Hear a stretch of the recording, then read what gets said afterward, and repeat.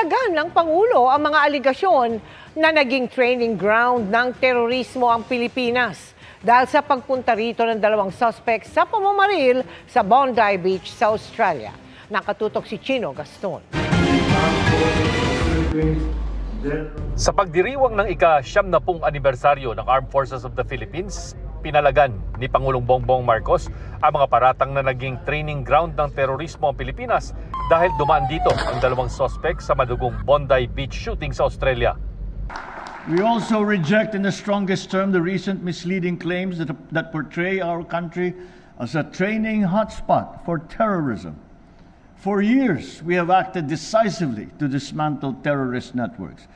To dismiss these gains with unfounded speculations is not acceptable.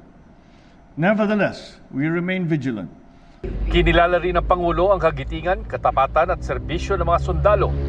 Sa gitna ng mga hamon sa pagdepensa ng teritoryo, disinformation at iba pang banta, sumuong ang AFP sa panganib para sagipin at tulungan ng mga Pilipinong naging biktima ng mga lindol at bagyo. 5 sundalo ang ginawaran ng Pangulo ng pagkilala, kasama si Major Jerome Hacuba na nabulag sa IED attack sa Dato Salibo, Maguindanao noong 2016. The AFP has continued to deliver results in both internal and external security. Cybersecurity operations have likewise expanded, securing our systems against evolving digital and technological threats. Your humanitarian assistance and disaster response operations have saved many lives. Pinasalamatan naman ni AFP Chief of Staff General Romeo Brawner Jr. ang mga kapwa niya sundalo sa kanilang katapatan sa gitna ng ingay politika nitong mga nagdaang buwan.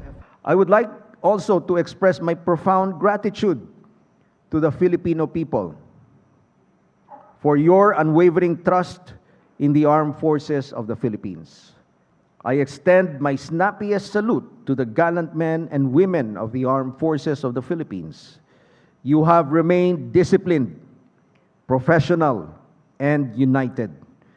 Mananatili kaming isang matatag na sandatahang lakas, kasangga ninyo tungo sa bagong Pilipinas. Lumahok din ang Pangulo sa brutal fight kasama ang mga sundalo. Para sa GMA Integrated News, Chino Gaston, nakatutok, 24 oras.